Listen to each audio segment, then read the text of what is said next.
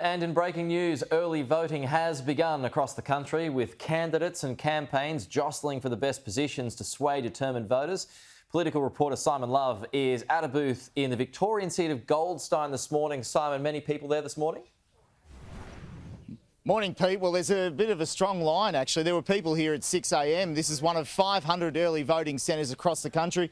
The door is just open on this church and here they go, heading inside. So obviously, you know, people pretty keen to vote if they can't vote on May 21. Now, they can, you know, essentially show up and if you're in your own seat, you're able to, you know, get your address checked off.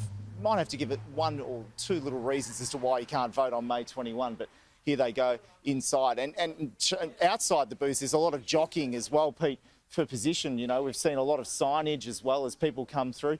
One of the candidates actually here in the seat of Goldstein is down here. Might actually see if we can have a little bit of a chat to him very quickly. It's Tim Wilson, the Liberal member for Goldstein. Tim, how's the mood on... Hello. How's the mood on the booths this morning? You were down at one just down the road, weren't you? I was down in Hampton at Thomas Street. It was pretty slow there. It's a bit busier here in Brighton because there's passing traffic, but the mood's pretty good.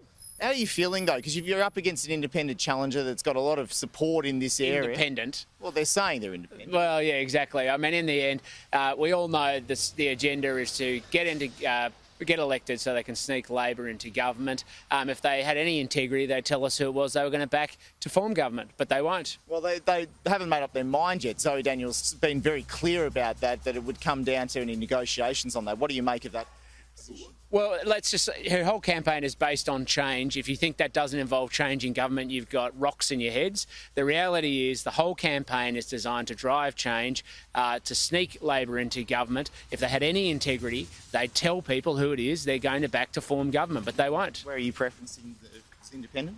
We're pushing the dead last because the last three parties or candidates have issues with racism or anti-Semitism, and I have no truck with that. All right, Tim, thank you for your time. Thanks. There you go, Pete. So a bit of a mood on the boots here this morning. The line's just slowly making its way into the voting centre and pre-polling getting underway around the country. OK, Simon, thank you. And thank you, Tim.